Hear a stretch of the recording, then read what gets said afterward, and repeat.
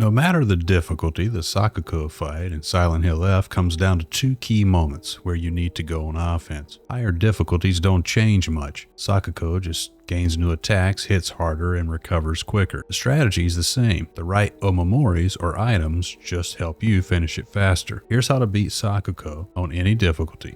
Not counting Omamoris drawn from the shrine, since those are seed randomized, there are two hidden Omamoris that you can find before facing Sakuko to help you on your first run. The first is Cat, which is easy to miss. It's located along the western shrine path, hidden among a wall of worn Emmas. Look for a single unworn Cat Emma, circled on the map here in green.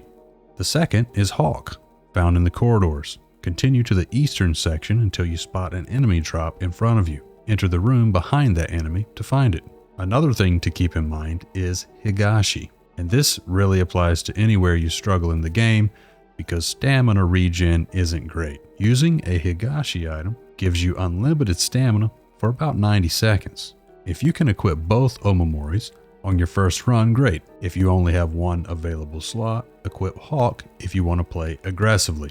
I'd only recommend doing this for story difficulty since Sakuko recovers more slowly from counters and has less attack variety. If you'd prefer a safer strategy and one that works effectively across difficulties, equip Cat as a risk mitigator while dodging. Avoid every attack except for this one. When Sakuko raises her arms and takes a single step forward, she brings her hands together above her head. That's when you're going to see a visual hint for your counter cue. Once you learn to recognize the timing here, you should be able to consistently counter without focus.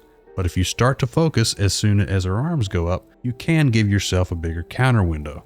Outside of that, just dodge or avoid her attacks until she begins to fade away and start to make the chime noise. That's the second time you need to go on the offensive. Interrupt her bell attack to protect your sanity.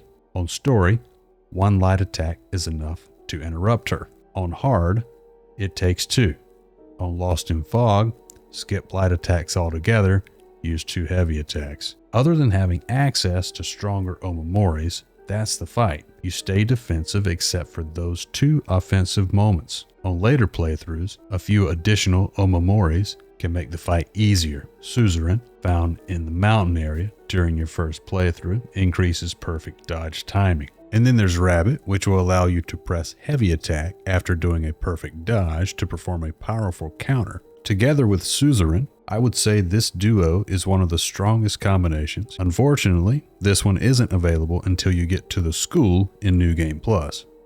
Swallow boosts damage after performing counters without using focus, including Rabbit's counters. This one also shows up during your second playthrough in the Worship Hall area. Boar improves stamina regen. This one has to be drawn from a shrine, so it's random when you're going to get it. I pulled mine near the end of my first playthrough, and it made a huge difference for stamina management. Mantis is the one I would say is the flexible Omamori here. It doesn't buy you a ton in this fight, but it can be powerful on its own, and I'll cover specific Mantis combo setups in another video. Combining these Omamoris speeds up the fight dramatically and makes your life a lot easier, but none of them are required to win.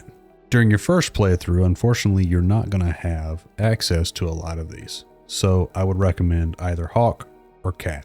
For later playthroughs, use Suzuran, and you'll never go wrong for using Boar considering the state of base stamina regen. The rest simply boost damage and efficiency. That's all for this one. More Silent Hill F videos coming soon. Good luck. Take care.